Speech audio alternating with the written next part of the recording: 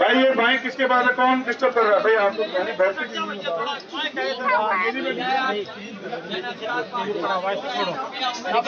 भैया पीछे बैठ जाओ।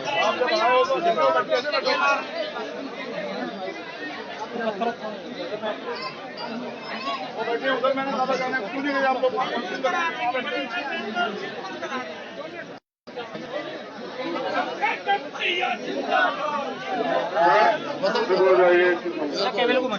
मेरी आवाज कहाँ तक आ रही बताइए, इतना ही जुम्मन तक लगाने वाला हूँ। पीछे आ रही है मेरी आवाज? इधर कहाँ तक आ रही है मेरी आवाज? चलिए ठीक है। देखिए ये आपके लिए 4 लाइनें सिर्फ आपके लिए। इनको सुनना है और इनको समझना है कि इनका मकसद क्या है। डर मुझे भी लगा फासला देखकर, डर मुझे भी लगा फासला देखकर, पर मैं बढ़ता गया रास्ता देखकर। डर मुझे भी लगा फासला देखकर, पर मैं बढ़ता गया रास्ता देखकर। खुद ब खुद नजदीक आती गई कामयाबियां, खुद ब खुद नजदीक आती गई कामयाबियां, मेरी मंजिल मेरा बुलंद हौसला देखकर। ये आपके लिए था कि आपने उस फासले को कवर किया। आप उत्तर प्रदेश के कोने कोने से चल के आए और आपने उत्तर प्रदेश की राजधानी को ये बता दिया कि अब अगर आप ये सोच बैठे हैं कि दलित पिछड़े वर्ग के लोग कमजोर हैं तो ये आपकी गलतफहमी है। मेरा निवेदन है कि मुझे पानी की व्यवस्था दो खराब जाए। ये एक रुमाल दें, पानी रुमाल दें, सिंगल। हेलो, अब आ रही है आवाज? वहां पीछे ओके। अब बताओ, पानी भी नहीं दे रहे दलितों को पीने के लिए है? ये लखनऊ में ऐसा होगा क्या?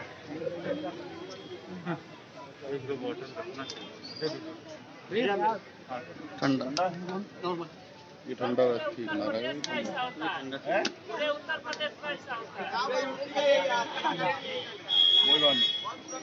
ठीक करो, हमारी जिम्मेदारी है, ठीक करो। देखिए करुणा के सागर तथागत गौतम बुद्ध, संत शिरोमणि सदगुरु रविदास जी महाराज, भगवान वाल्मीकि महाराज, गुरु नानक देव, संत कबीर, सामाजिक परिवर्तन के नायक राष्ट्रपिता ज्योतिबा फूले, छत्रपति साहू जी महाराज, छत्रपति शिवाजी महाराज, संत गाडगे जी महाराज, नारायणा गुरु, पेरियर रामास्वामी नायकर, पेरियर लल्ले यादव, बाबू जगदेव प्रसाद कुशवाहा, जननायक कपूरी ठाकुर, मां रमाबाई, मां अवंतिका बाई लोधी, मां झलकारी बाई, मां फूलन देवी,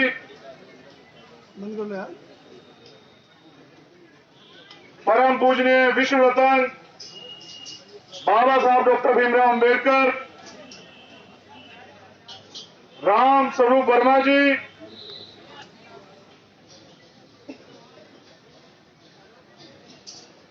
मान्यवर दीना भाना वाल्मीकि साहब, मेरे रहबर, मेरे गुरु मान्यवर साहब श्री काशीराम, और इस देश की आजादी के लिए शहादत देने वाले शहीद आजम शहीद भगत सिंह, शहीद उधम सिंह, शहीद करतार सिंह सराबा और भी जो शहीद हुए हैं, भारत को मिसाइल देने वाले राष्ट्रपति एपीजे अब्दुल कलाम साहब, मां फातिमा शेख, मां अहिल्याबाई होलकर, भारत में 1857 क्रांति के जनक कोतवाल धन सिंह गुर्जर और माता दीन वाल्मीकि साहब, पूरे प्रदेश से आए बहुजन समाज के जिम्मेदार लोगों, मैंने पहले भी कहा था कि ये पैसे पे बुलाई गई भीड़ नहीं है। ये वो लोग हैं जो पिछड़े दलित वर्ग के लोगों पे, जो अधिकारों पे कुठाराघात हुआ है, जो उनके अधिकारों को लड़ना चाहते हैं, उनकी लड़ाई को, उनके अधिकारों को दिलाना चाहते हैं। और ये वो फौज है जिसका सामना कोई सरकार नहीं कर सकती। ये भी मैं बहुत अच्छी तरह जानता हूं। जहां तक मैं जानता हूं, आप लोग, ज्यादा लोग इसलिए बड़े पैमाने पर आए हो क्योंकि आपने यहां बहनों को जो लाठियां लगी हैं, आपको उनका दुख है। और आपको दुख ये भी है कि इस उत्तर प्रदेश में जो क्राइम है वो इतना बढ़ गया कि कोई बहन बेटी सेफ नहीं है। इस सरकार के खिलाफ भी आपको आक्रोश है, लेकिन 69,000 शिक्षक भर्ती में जो 20,000 सीटें पिछड़े वर्ग के लोगों की, दलित वर्ग के लोगों की जो छीन ली गई है, हम लोग उस पर भी न्याय लेने के लिए यहाँ इकट्ठा हुए हैं।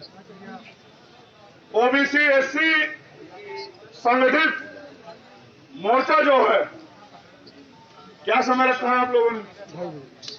उन्होंने, उनकी बात चल रही 2:30 बजे का समय रखा है। मैंने कहा कि जो आदेश उनका होगा हम लोग उसका पालन करेंगे।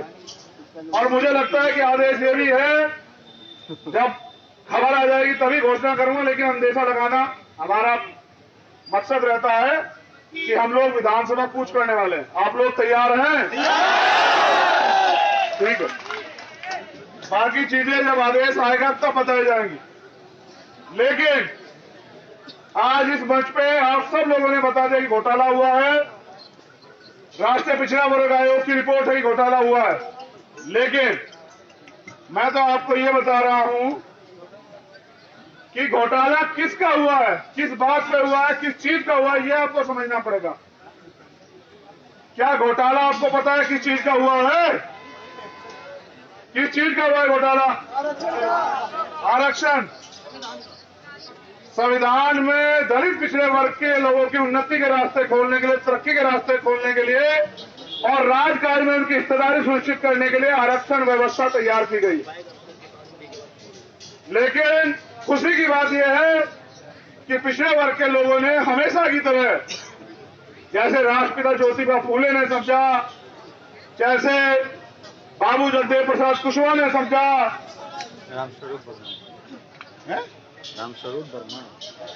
जैसे रामस्वरूप वर्मा जी ने समझा, जिन्होंने कहा कि जिंदा कौम 5 साल इंतजार नहीं करती। तो जब उन्होंने समझा और उन्होंने इस बात पर आंदोलन शुरू किया, तो ये दलित वर्ग के लोग हैं, ये तो हमेशा से संविधान के समर्थन में और समता, समानता, बंधुत्व, भाईचारा, समता मूलक समाज की स्थापना के लिए हमेशा तैयार रहते।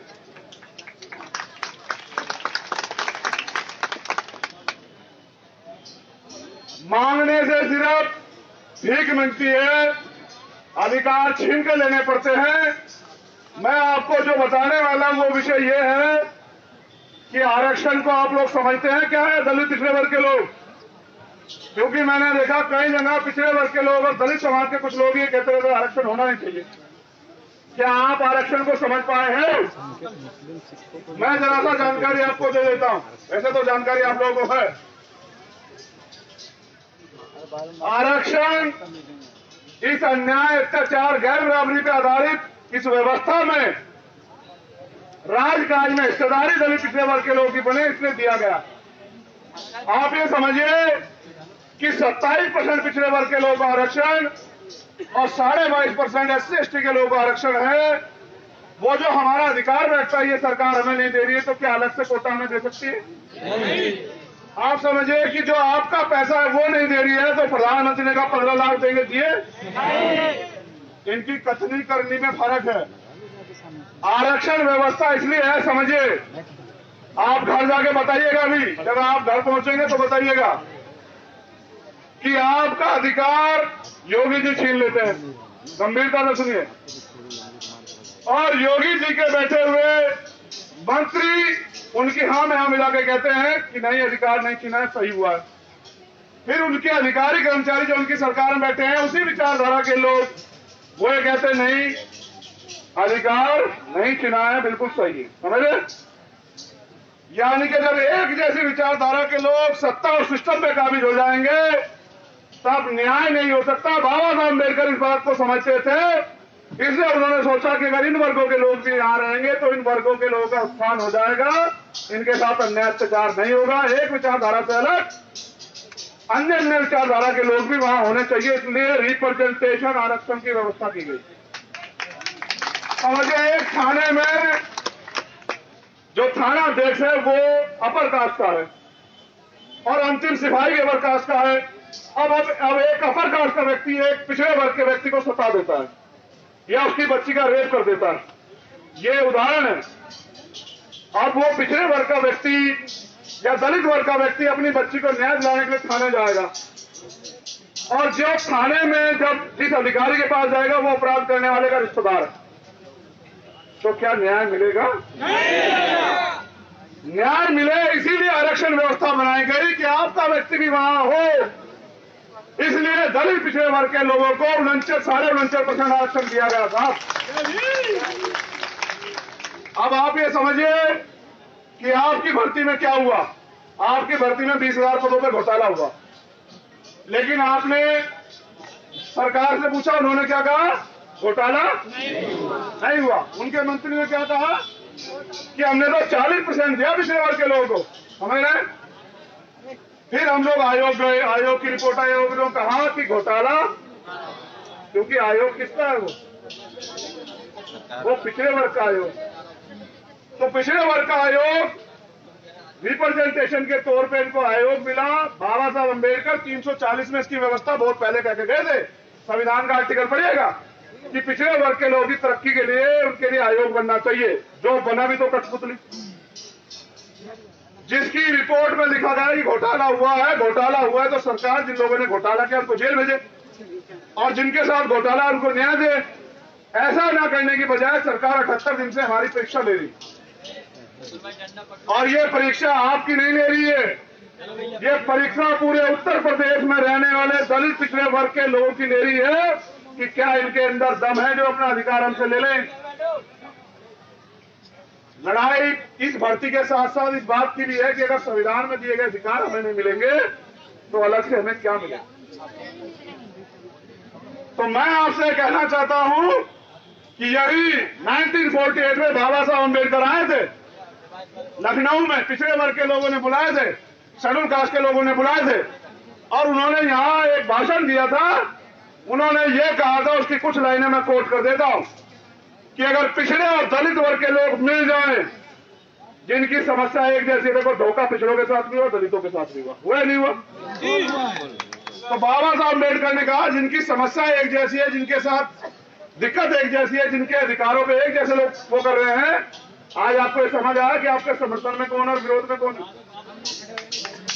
समझ आया आपको पिछड़े और दलित वर्ग के लोगों के आपका समर्थन कौन कर रहा है और आपका विरोध कौन कर रहा है? ऐसे ही जब पिछड़े वर्ग के लोगों को मंडल कमीशन का प्रावधान आया, मंडल कमीशन लागू हुआ, उसकी सिफारिश से 2 सिफारिश लागू हुई, ऐसे ही दलित वर्ग के लोगों ने बढ़ चढ़ के हिस्सा लेके लाठियां खाई, गोली खाई, लेकिन ये सोचा कि हमारा पिछड़ा नहीं है, हमारा बिछड़ा हुआ भाई है, हम एक परिवार के लोग हैं, इनको इनका अधिकार मिलना चाहिए।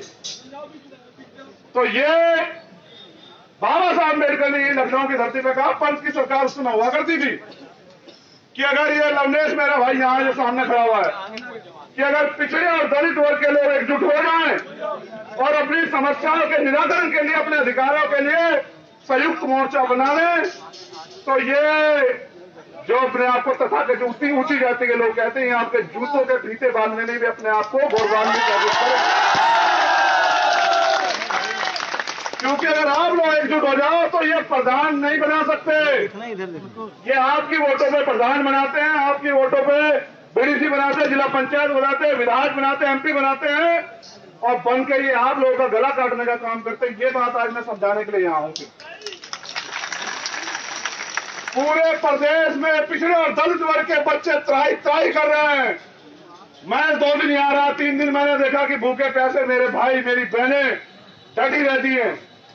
जो लोग हमारे 78 दिन के आंदोलन को नहीं सुन रहे, वो क्या घर बैठे हमें नौकरी दे देंगे? तो मैं बस आपको यही बता रहा हूं मेरी बहनों, ये जब हम धर्म की बात करते हैं, राष्ट्रवाद की बात करते हैं, हम तो करते नहीं, यही करते हैं। हम तो मानते हैं कि इंसान का सबसे बड़ा धर्म है वो है इंसानियत। अगर उसे किसी के तकलीफ होने पे तकलीफ होती हो, अगर उसे किसी पशु के भी बीमार परेशान या तकलीफ में होने तकलीफ होती है तो वो इंसान है। महिलाएं, बहनें, बेटियां तो अलग की बात है, धर्म जाति तो अलग की बात है। लेकिन भाजपा के नेता राष्ट्रवाद का नारा लगाते नहीं लगाते, सुना आपने? लगाते नहीं लगाते? अब आप समझिए क्या इनके राष्ट्रवाद में दलित पिछड़े हैं जो हमारा अधिकार छीन रहे हैं, यानी कि हमारी तरक्की का रास्ता रोक रहे हैं। भाई अगर आपको नौकरी मिलेगी, शिक्षक बन जाओगे तो समाज के लोगों को पढ़ाओगे नहीं पढ़ाओगे? और पढ़ाओगे तो अपने बच्चों को, अपने भतीजों को पढ़ा लिखा के आगे बढ़ाओगे नहीं बढ़ाओगे? 20,000 भर्ती का मतलब है 1,000 लोग, 1,000 यानी कि 20,000 परिवार, 1 लाख लोग अगर आगे बढ़ेंगे, उनके पास साधन आएंगे, वो लोग पढ़ेंगे, डॉक्टर इंजीनियर बनेंगे, तो 10 लाख लोग तैयार होंगे। 10 लाख लोग फिर उनको मौका मिलेगा तो 50 लाख लोग तैयार होंगे। ये तरक्की पीढ़ी दर पीढ़ी चलती रहती है। तो इसलिए ये राष्ट्रवाद की बात करते हैं। मैं ये पूछना चाहता हूं आप लोगों से, इस राष्ट्रवाद में दलित पिछड़े कहां हैं?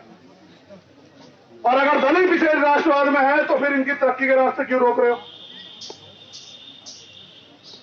दलित पिछड़े राष्ट्रवाद में सिर्फ और सिर्फ चुनाव के समय हिंदू बनाने के लिए यूज होते हैं और चुनाव के बाद वो दलित पिछड़े होके सड़कों पे लाठियां खाते जैसे आज हमारे लोग खाते। इनके क्योंकि राष्ट्र पता समझते हैं, राष्ट्र दीवारों से नहीं बनता, राष्ट्र धर्म से नहीं बनता है, राष्ट्र जो है पेड़ों से नहीं बनता, राष्ट्र बनता है लोगों से। और राष्ट्र तब आगे बढ़ता है जब उस राष्ट्र में रहने वाला अंतिम व्यक्ति भी तरक्की कर रहा होता है, वो भी मुख्य धारा में आना होता है। तो जिस मुख्य धारा दलित पिछड़े वर्ग के लोग कट जाएंगे तो वो राष्ट्र आगे बढ़ जाएगा। एक वर्ग के ऊपर क्या आप राष्ट्र को आगे बढ़ा लोगे? अभी मैं एक डिबेट सुन रहा था, उसमें एक बीजेपी के प्रवक्ता ये कह रहे थे कि साहब एक संशोधन करके बना दो कि दलित वर्ग के और पिछड़े वर्ग के लोगों को, दलित को तो कहता दलित तो पीटते हुए जाके उसको भाई, लेकिन वो कह रहा था कि एक संविधान संशोधन करवा दो, पिछड़े वर्ग के लोग ही नौकरियां लेंगे, स्वर्णों को रोक दो। मैं कह रहा हूं आप जातिगत जनगणना होने तो दो सर, आपको पता लग जाएगा कि किसने किसका अधिकार छीना हुआ, कौन किस चीज पे कितना काबिल है। क्या दलितों का अधिकार दलितों ने छीना या पिछड़ों का अधिकार पिछड़ों ने छीना? या दलित पिछड़ों का अधिकार आप 15% लोगों ने छीन रखा है और दलित पिछड़े वर्ग के लोग रोटी रोटी से मोहताज हो रहे हैं उत्तर प्रदेश के अंदर और देश के अंदर। तो मैं बता रहा हूं कि राष्ट्र भावनाओं से नहीं बनता और राष्ट्र सीटियां बजाने से भी नहीं बनता सर, राष्ट्र तालियां बजाने से भी नहीं बनता। राष्ट्र बनता है राष्ट्र में रहने वाले लोगों के लिए रास्ते बनाने से, उनको आगे बढ़ाने से। तो बाबा साहब अम्बेडकर 1948 में कह के गए हैं कि पिछड़े और दलित वर्ग के लोग जो जाति बना के इस तरह तोड़े गए कि वो सोचते हैं ये मुझसे नीचे और मैं उससे ऊपर, वो मुझसे नीचे मैं उससे ऊपर, और हर आदमी अपने से ऊंचे वाले के साथ संबंध बनाना, भाईचारा बनाना, बैठना, खाना पीना पसंद करता है। अगर ये जातियों में बटे दलित और पिछड़े वर्ग के लोग इकट्ठे हो जाए तो वो दिन दूर नहीं कि देश में तमाम तरह की व्यवस्थाओं पे आपका कब्जा हो जाएगा, और जिस दिन आपका कब्जा होगा उसी दिन आपकी बात होगी। ये कहते हैं बहनें यहां बैठी हुई हैं महिला सुरक्षा, आप मुझे बताओ क्या उत्तर प्रदेश में महिला सुरक्षित है? तो फिर ये महिला सुरक्षा का झूठा नारा क्यों लगाते हैं? इनके नारे खोखले हैं, इनके नारों में सच्चाई नहीं है। अगर सच्चाई है तो इनके एक नारे में कि सबका साथ और दलित पिछड़ों का विनाश, यही सच्चाई है। तो मेरे बाद और भी लोग बोलेंगे, उसके बाद मैं भी एक बार बोलूंगा, क्योंकि हम तो आंदोलनकारी है। आज हम यहाँ लीडर नहीं है। मगर मैं आपसे भी कहना चाहता हूं, जो लोग आगे बैठे हैं वो ये भी सोचे कि आपके पीछे भी कुछ लोग बैठे हैं, वो भी आपके भाई हैं। फोटो और इन तमाम तरह की चीजों पे ध्यान ना देके ये आंदोलन हम लोग कैसे जीते और ये 20,000 सीटें हमारे भाइयों को बहनों को कैसे मिले और उत्तर प्रदेश में दलित पिछड़े वर्ग के लोगों का भला कैसे हो, और ये सरकार कब तक जो है हमारी लाशों पे खुश होती रहेगी, ये हमें सोचना। आपको याद है हमारा एक बच्चा उसमें कूदा था, आज तक भी नहीं मिला। क्या सरकार ने ढूंढवाया? सरकार चाहती है कि आंदोलन कर करके मर जाए। कम हो जाएगी कुछ आबादी इनकी तो लड़ेंगे फिर हमसे कैसे? हम पे तो सात संसाधन है। जब भी हमसे लड़ने आएंगे तो इनको पुलिस से पिटवा देंगे। तो इसलिए हम लोग नारे लगा रहे हैं कि तुम पुलिस बुलाओ, हम लेके रहेंगे। समझ रहे हो? तुम पुलिस बुलाओ, तुम आर्मी बुलाओ, तुम कुछ भी बुलाओ, लेकिन ये आप जानो कि पूरे उत्तर प्रदेश से 75 जिले से आए दलित पिछड़े वर्ग के लोग अगर तय कर लें, तो जैसे मैंने आपको बताया कि बाबा साहब ने क्या कहा कि अगर दलित पिछड़े वर्ग के लोग एकजुट हो जाए तो ये तथाकथित लोग आपके जूतों के फीते बेन बांधने में भी अपने आप को गौरवान्वित महसूस करेंगे। अभी मुझसे भाई कह रहा था कि फलाना आदमी कह गया कि यहां से उनको भेज दो। अरे मैं कह रहा हूं भाई, बाबा साहब अम्बेडकर ने संविधान बनाया, धार्मिक आजादी दी और ये कहा कि संविधान लागू होने के बाद जो भी व्यक्ति यहाँ है वही देश का नागरिक है। मैं नहीं कहता किसी को बाहर चले जाओ, सब लोग यही रहे, लेकिन अपनी जो वो कुटिल चालें हैं, स्वार्थ है, अन्याय, अत्याचार, झूठ है, हरेम को अलग करके भाईचारा बना के रहे और जिसकी जितनी हिस्सेदारी बैठती है वो दे। अब दलित और पिछड़े वर्ग की हिस्सेदारी बैठती है 75%। 75% मिलना चाहिए। मैं उस दिन भी कह रहा था सीबीआई का हेड कौन? इनका आदमी। आईबी का हेड कौन? इनका आदमी। इनकम टैक्स का हेड कौन? इनका आदमी। ईडी का हेड कौन? इनका आदमी। और फिर सरकार इनकी तो वहीं बैठ के हमारे दलित पिछड़े के नेताओं को सताते रहते हैं। वो कुछ बोलते हैं आज यहाँ क्यों नहीं आए पता आपको? इसलिए नहीं आए कभी ईडी का छापा ना पड़ जाए, सीबीआई का छापा ना पड़ जाए, इनकम टैक्स वाले ना आ जाए। और मैं इसलिए कहता हूं कि हमारे ऊपर लगाओ सीबीआई, ईडी, इनकम टैक्स। हम पे कुछ है ही नहीं, हम खाली जेब वाले हैं। तुम्हारी सीबीआई, ईडी, इनकम टैक्स को देखेंगे।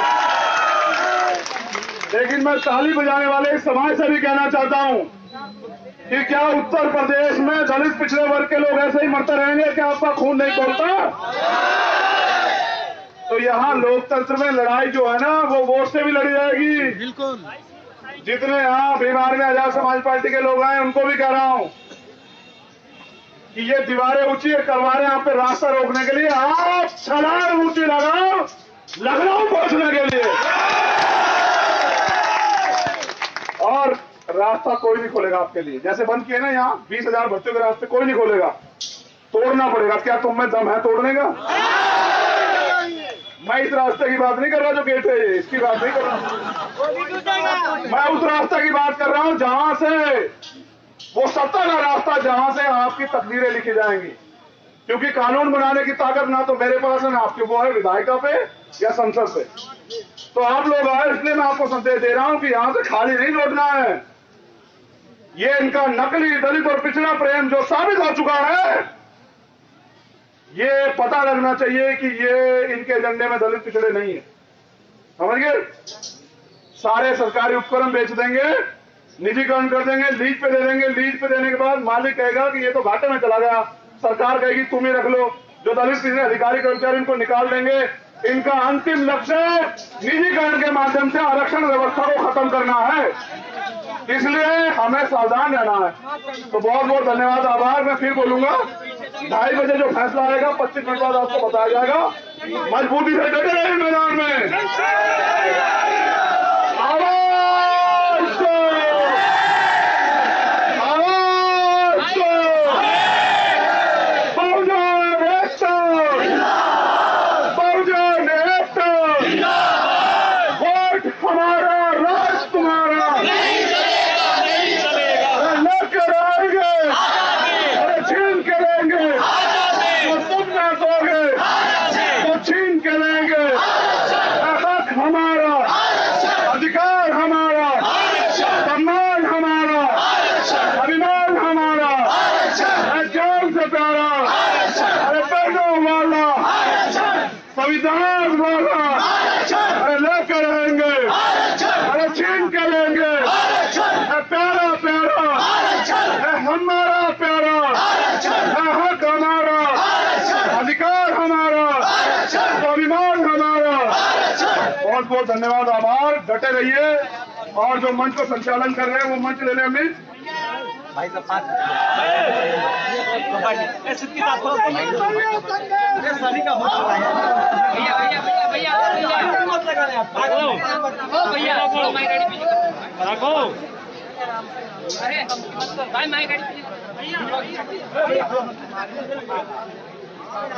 अरे बोल दीजिए बैठ जाए।